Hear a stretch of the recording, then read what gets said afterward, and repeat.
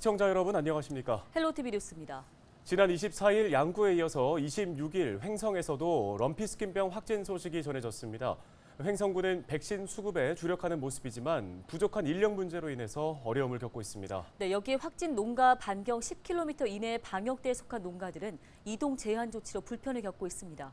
박건상 기자가 현장 취재했습니다. 작업자들이 방역복으로 갈아입고 있습니다.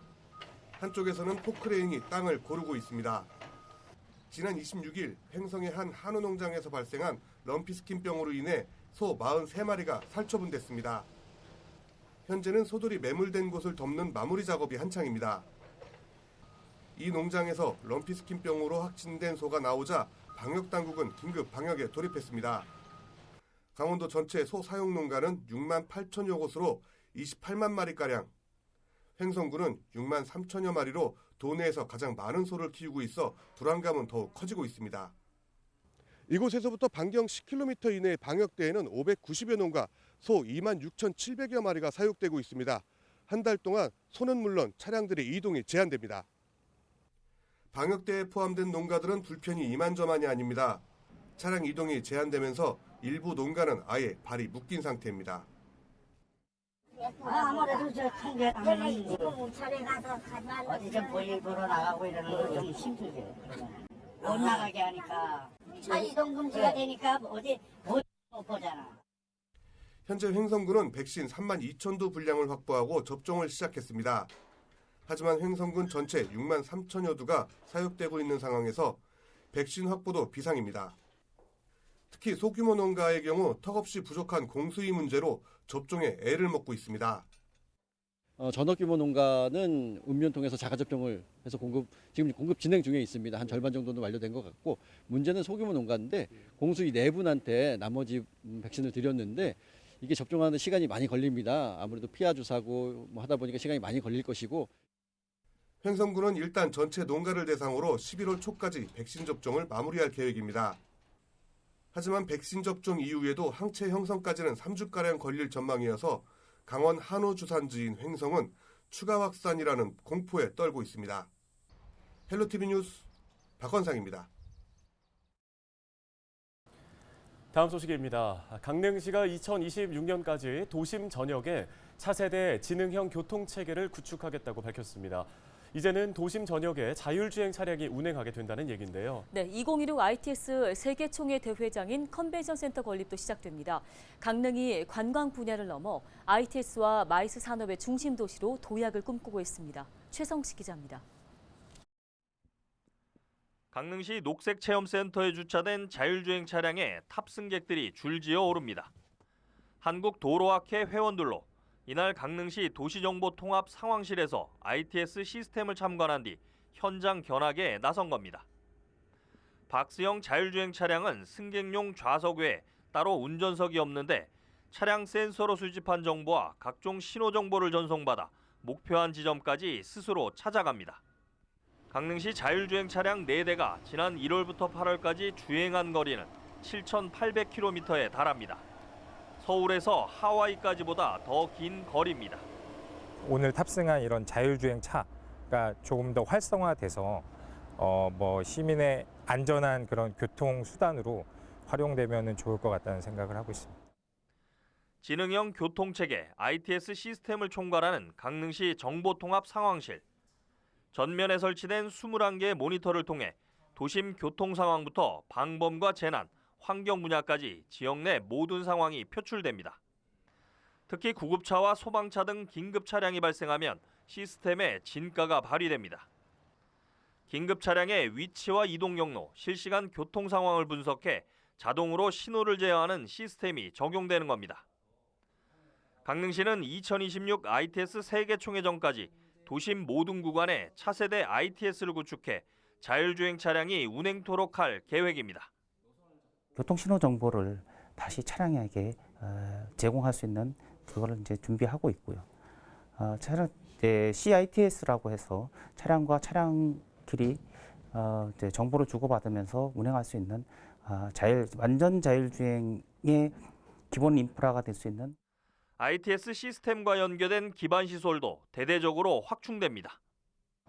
강릉시는 이곳 강릉역 일대 20만 제곱미터 부지에 미래형 복합환승센터 건립을 추진하겠다고 밝혔습니다.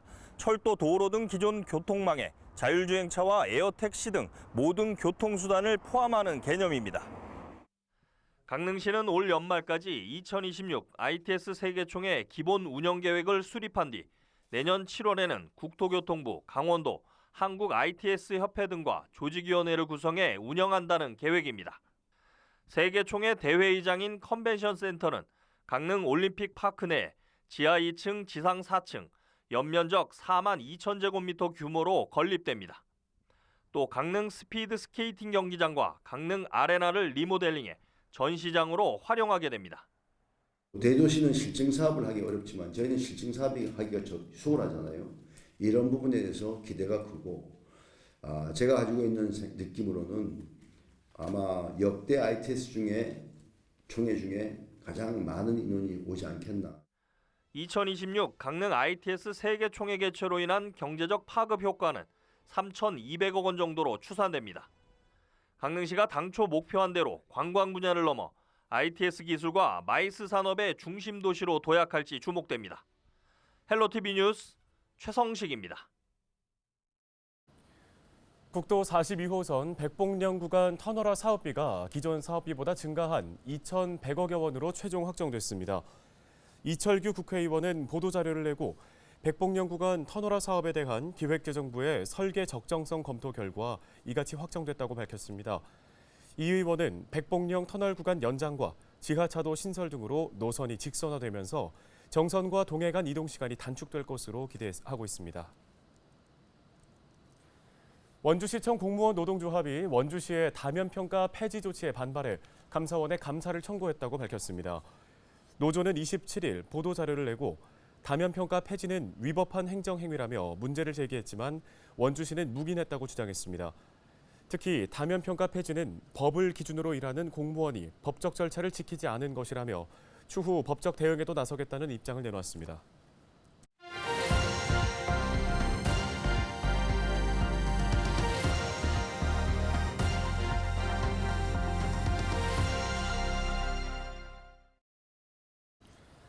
지역 소멸을 막아라 케이블 TV 공동 기획보도 순서입니다.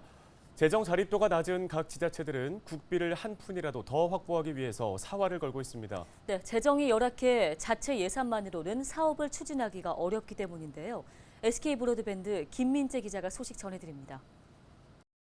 시민들이 조선시대 경상도를 관할하던 관청인 경상가명에 모여 공연을 즐기고 문화제를 관람합니다. 지난 8월 치러진 한밤의 문화재 체험 행사인 야행으로 정부 공모 사업에 대구 중구청이 최종 선정돼 국비 8천만 원을 받은 덕분에 치를 수 있었습니다.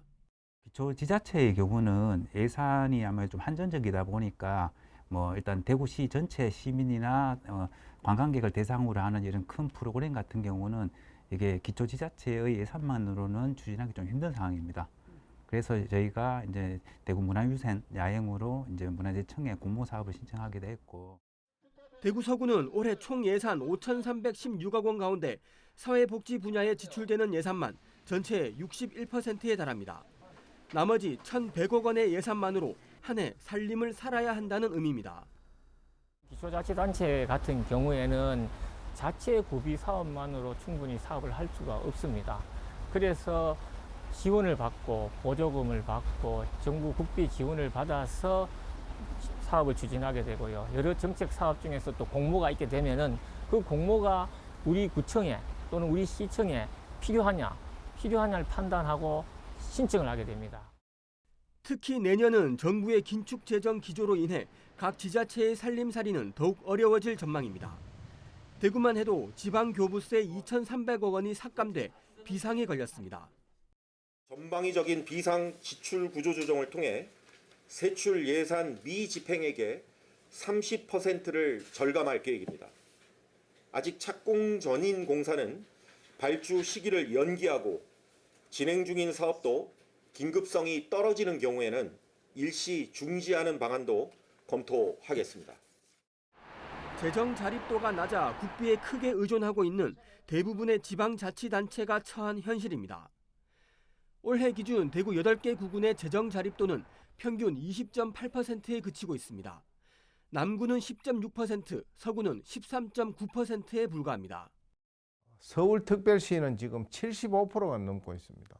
그래서 경북과 강원, 전남 지역은 20%대에 불과하고 또 우리 남구는 특히 10%에 불과합니다. 그래서 재정 건전성을 위해서는 현재 19%인 지방교부세율을 22%까지 높여야만 이 기초지방정부의 재정 자립도가 향상될 수 있다고 생각을 하고, 지방자치제도가 도입된 지 올해로 33년째.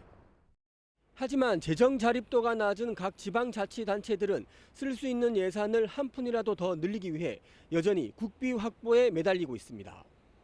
BTV 뉴스 김민재입니다. 네, 앞서 보신 것처럼 중앙정부에 대한 재정 의존도가 높다 보니 일부 자치단체들은 자립을 위한 대안으로 블록체인을 주목하고 있습니다. 네, 그중 서울 서초구는 블록체인 기술이 적용된 가상자산, 일명 서초코인을 출시했는데요. 케이블 TV 공동기획보도 계속해서 HCN 신민식 기자입니다. 서울 서초구에 사는 정임순 씨.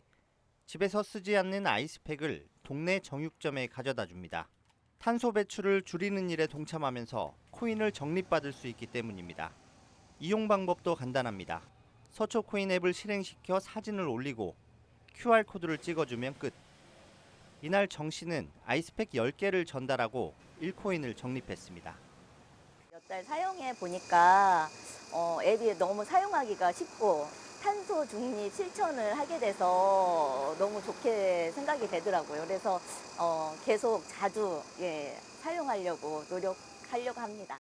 서초구는 지난해 9월 60세 이상 주민을 대상으로 시범 운영하던 서초코인을 올해 7월부터 모든 연령으로 확대했습니다. 사용처도 대폭 늘렸는데 대표적인 게 탄소제로샵입니다. 카페와 세탁소, 정육점, 약국 등 300여 곳이 대상입니다. 상점에 필요한 아이스팩이나 옷걸이 등 재활용이 가능한 물품을 전달하면 주민과 상점주는 코인을 적립받는 방식입니다. 또 위기 가구를 찾는 봉사나 재능기부 활동에 참여해도 코인이 적립됩니다. 아이스팩을 재활용할 수 있고 저한테도 포인트가 적립이 돼서 일석이조로 도움이 되고 있습니다. 적립된 코인은 탄소제로샵과 자치회관 프로그램, 복지관 식당 이용은 물론 사회복지 공동모금회 등의 기부도 가능합니다. 이게 블록체인 기술이거든요. 그다음에 어떤 선한 가치 활동. 그게 함께하게 되면 말 그대로 우리 서초가 문화예술의 도시, 또 살기 좋은 도시. 결정적으로 어떤 심볼이 되느냐면은 바로 선한 스마트 도시. 블록체인을 행정에 접목하는 사례는 늘고 있는 추세입니다. 서울시는 블록체인 관련 공무원을 채용했고 부산시도 블록체인 규제자유특구로 지정돼 사업을 추진하고 있습니다. 대구시는 블록체인 공동활용 플랫폼을 개발했고 인천시도 블록체인 허브 도시 조성을 발표했습니다. 전문가는 타 자치구와의 연계 운영 등 범용성 확대를 성공 방안으로 제시합니다. 범용성이라고 하는 것은 그것을 사용하는 사람들에게 상당히 어떤 큰 혜택을 더 줄 수 있는 것이죠. 혹시라도 이 구와 구가 서로 연계를 해서 다른 구에까지 이렇게 사용할 수 있게 좀 더 범용성이 확대가 되면 더 좋을 것 같다는 생각이 듭니다. 암호화폐를 발행해 행정에 도입한 서울시 첫 사례 서초코인. 지자체 주도의 적극적인 행정 사례로 주목받고 있습니다. HCN 뉴스 신민식입니다.